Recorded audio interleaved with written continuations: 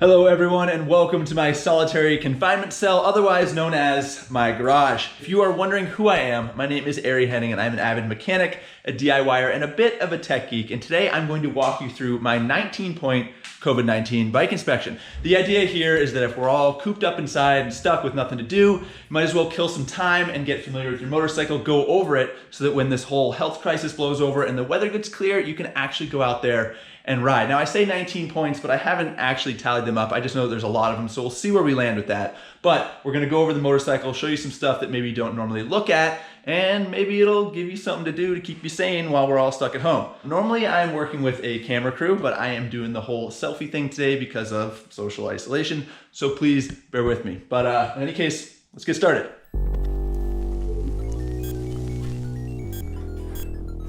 Okay everybody, welcome to Ari Vision as we inspect this motorcycle. 19 points of inspection to ensure it is ready to ride. And we're gonna kick things off where the rubber meets the road, literally looking for damage, whether that's nails or glass or tears or bulging on the sidewalls, all the way around the tire. You can use your hand to kind of run it around and look for stuff. Front tire, obviously, rear as well.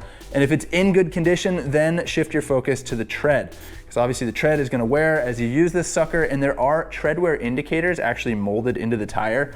They're signified by a little triangular symbol that I don't see on this particular section, but it doesn't matter because I've got a backup option and all you need is a penny. You stick old Abe's head in the tread, and if you can see the top of his dome piece, then that means you are less than the 16th of an inch that is the legal limit, and you should replace your tires. Another reason you might need to replace your tires is because they are more than 5 years old. That is the expiration date for tires.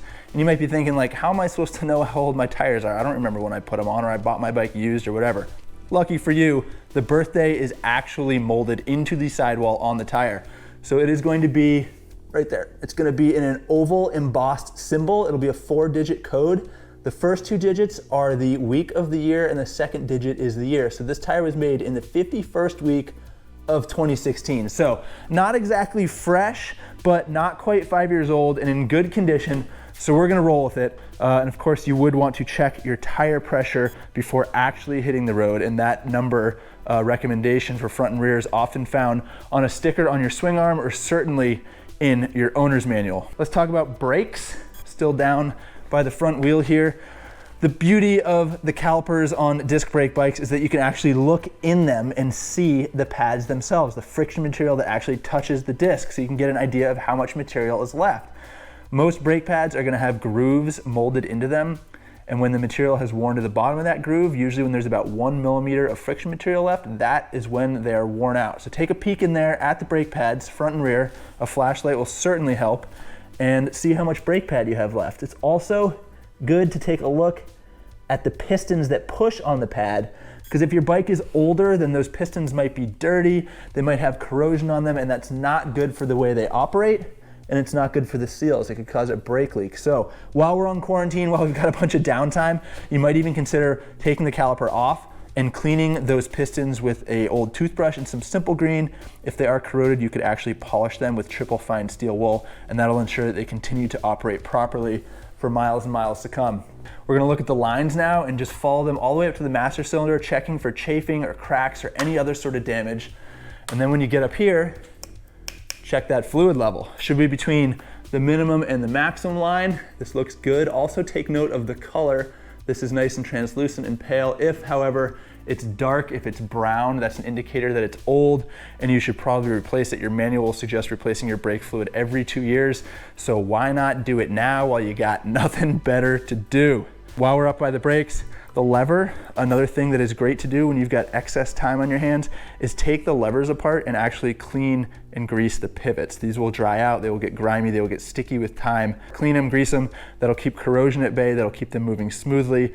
And again, it's just one of those things that you wouldn't normally do when you could ride your motorcycle, but why not do it now while you've got time? Next up, another bit of chassis stuff that really doesn't get a lot of love or attention, and that is your suspension. You've got oil in your fork, you've got oil in your shock, and we want to check the seals and the sliding surfaces to make sure that oil is not leaking out. There's a shock shaft in there. Don't know if you guys can see it. It's that chrome rod right in the middle that the shock actually slides on inside the spring.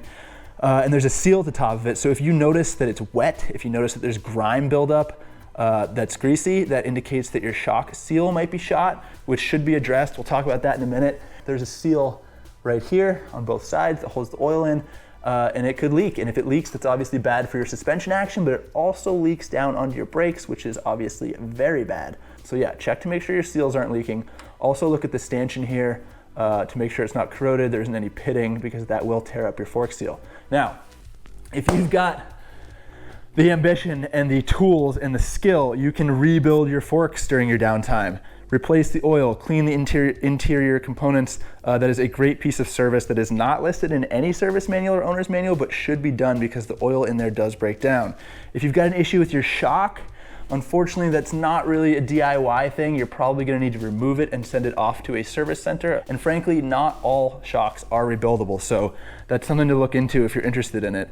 One more thing on suspension, most motorcycles have linkage suspension underneath the swing arm here, and it serves to adjust the spring rate. It's a rising rate system. It's kind of a topic for another video, but this KTM doesn't have it because Austrians are weird and they like the direct mount, but the linkage tends to have a lot of needle bearings in there and seals, and you could take that apart. You could clean those bearings, you could re-grease them, you could clean the seals. That component is down here in front of the tire where it gets a ton of dirt and rain and crap and crud sprayed at it. So I'm sure those needle bearings would absolutely love a little TLC while you are stuck being safer at home. So that is something to consider as well.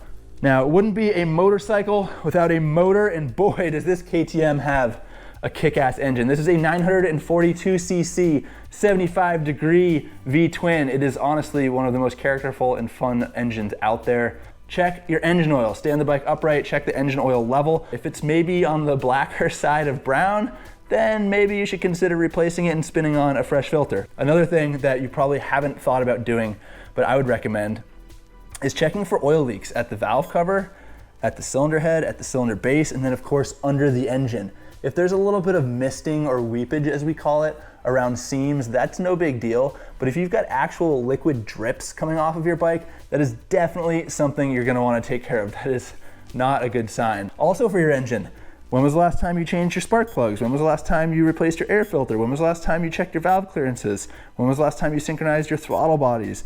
Those are all things that are regular maintenance that a lot of us put off because we're too busy enjoying our bikes. But if you do it now while you're stuck at home, it not only gives you something to do, it makes sure that your bike continues to run for miles and miles so that you can continue to enjoy it. Running through a lot of stuff here, guys. I think we're probably on like, I don't know, point like 13 or 14. I'm not keeping track. I'm just talking about bikes. We'll let the editors worry about that. I'm assuming most of you watching this have liquid cooled motorcycles. If your bike is air cooled, you can whatever, fast forward a couple minutes. But for the rest of you, let's talk about the cooling system. Take off your radiator cap and make sure that the radiator is full of coolant all the way up to the filler neck. Believe it or not, your cooling system will lose fluid over time. Nobody knows why. It is an absolute mystery of the universe. Nobody knows where it goes. There's some giant lake of coolant somewhere from all the little drips and drabs that evaporate out of a cooling system. So make sure your cooling system is topped off. Oftentimes on modern motorcycles, you're gonna need to remove bodywork to get to your radiator filler cap. I know it's a drag, but honestly, what else do you have to do right now? And once you get all that bodywork off, it gives you access to a lot of other stuff, so you can clean it, you can maintain it, do whatever you want. Another thing I would recommend checking on your cooling system is the hoses. These guys will age and harden and they can crack. So just check all of that visually, physically. If you feel that they are hardening or cracking, you might want to consider replacing them. And finally, if you're really, really freaking bored and maybe even a little OCD, you can go through with a tiny flat blade screwdriver and straighten all your radiator fins. They get bent from bugs, from rocks. If you've ever cleaned your motorcycle with a pressure washer, they can get bent over. And if they're bent over, they're not doing their job. I would save that one for like real desperate boredom, but still an option. Okay, now we're gonna move our attention to one of my favorite areas of the motorcycle, and I know that's a weird thing to say, but those of you that know me know that I am a big fan of a clean, well lubricated chain. Those of you that don't know me, I'm just a huge advocate for chain maintenance because it's an important system on your motorcycle and so many people ignore it. So give this sucker some TLC. I'm talking about getting a brush and some degreaser and cleaning the living hell out of these links. Get them spotless and beautiful. Then once it's clean, you can actually inspect the condition. Bear in mind that a sealed chain, and most motorcycles, street bikes are sealed chain, it's gonna be a little stiff when it's cold, right? So I'm bending these links and they're kind of just like staying put. You want to look for stiff links, but keep in mind that they tend to be a little stiff. We're talking about like seized links, links that you can't move. That's an indicator that they've rusted, they've corroded, they're crap. Basically just inspect the condition of your chain. It's pretty obvious when they're shot because they'll be kinked and loose and weird. Also set the chain tension, the amount of slack here. Again, most motorcycles would have a sticker right here with your tire pressure information and your chain slack information. But anyway, you just take a tape measure and you actually measure how much slack there is, and then you would move your axle front or back to adjust that. Typically, you're moving it back because your chain and sprockets wear and they actually get longer. And on that topic, I want you to look closely at your sprocket because that is a good health indicator of your drivetrain condition. Now these teeth are nice and even and symmetrical, but as a sprocket wears, the teeth will get thinner and they will start to hook over. And that's a sure sign that stuff's starting to wear out. Another thing you can do quick and dirty is just try and pull the chain away from the sprocket. This one doesn't have a lot of movement because it is healthy, but if I was able to see daylight between the links and the sprocket, that would be a sure sign that my stuff was worn out. And when it is worn out, you need to replace the rear sprocket, the front sprocket, and the chain as a set because they all wear together. So you can't just do one because then the other parts will wear rapidly. All right, now we are hopping on this here big old KTM, and it's in a front wheel chock, so I can't do what I want to do, but we're going to talk about it. I want you to swing the steering from side to side, and it should be smooth, it should be fluid, there shouldn't be any drag, you don't want to feel any clunking or any notchiness, and if you do, that's an indicator that the head bearings in here at the headstock, they're either worn and damaged, or they need lubrication, or they need adjustment, so keep all that in mind. Also, while you're up here, grab the front brake, and pump the suspension. And what we're looking for is, again, odd sensations. I'm thinking about like clunking or play, which might indicate loose head bearings, worn fork bushings, a loose axle, bad wheel bearings. You're just trying to make sure stuff feels normal. And if it doesn't, then try and figure out why. This is a hydraulic clutch, so all you're really gonna do is check the fluid level and again, check the hoses like you would with the brake to make sure there's no damage or abrasion. But if it was a cable operated clutch, then I would suggest that you check the free play. It's important that there be free play at the lever in order for the clutch to fully disengage. And also check the cable condition, and you can take that cable off and you can lubricate it. Just feed some lube down in there. The same thing with your throttle cable. And speaking of the throttle, make sure this sucker operates properly. So you've got the free play adjustment, which is how much it moves freely before actually opening the throttle. And then you've got the return. So it should snap close from open, and that is obviously an important safety feature. If you let go of the throttle, that sucker should close. What else? Okay.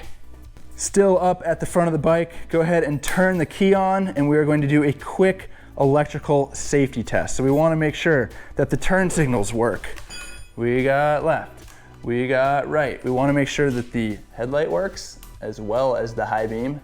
We want to make sure that the horn makes the appropriate noise. Yup, that is very loud. And then of course, your brake light, your tail light, and your brake lights. And make sure that works. And you're good to go on the electrical, knowing that all of those fundamentals function. Also what this does is it serves as a battery check. If all your lights and everything work, then that means that your battery's got some juice in it. But I would still recommend getting under there and actually checking the battery voltage to see how healthy your battery is. Now, it is called a 12-volt battery. It should actually show closer to 12.7 when fully charged. So if you see anything less than that, you might as well, oh look, there's the chain slack we were talking about, and also other stuff, suspension. Like I said, KTM does it weird. They like hide it under the seat, which frankly, I guess isn't that uncommon, but usually it's back here. But yeah, back to batteries. If it's less than 12.7, throw that sucker on a trickle charger. That way you know that it is at 100%, so that when you can go ride, you got plenty of juice to start your bike up. Have not been keeping track of the number of points in this inspection, but I'm feeling like we're probably getting up towards the 19 mark or thereabouts. We've certainly talked about a lot of stuff. Having covered tires, drivetrain, brakes, suspension, fluids, engine, controls, I would say that if you have a torque wrench, behold, or even if you just have a very well calibrated elbow, you should go around the motorcycle and check all of the I just made up a word. Critical fasteners. I'm talking about your axle nut. I'm talking about the bolts that hold your calipers on. I'm talking about the bolts that hold your muffler on. Major chassis bolts. Pinch bolts, triple clamp bolts. Just go around and make sure they're tight. You don't need to hoss on them. We're not like actually tightening things. It's more like we're checking to see if they're loose, because things can loosen over time, and that can hold you up when you want to go riding. So that's my recommendation for the things you need to check on your bike. Hope you guys enjoyed this video. Hope you learned something. Depending on how long this whole self-isolation thing goes on, maybe I will be filming more selfie videos, in which case I could go over in detail some of the procedures I outlined, like cleaning and lubing your chain or bleeding your brakes. So if you've got a topic you want to see me cover from my garage, feel free to leave a comment below. Otherwise, everyone stay safe, stay sane, and I'll see you next time.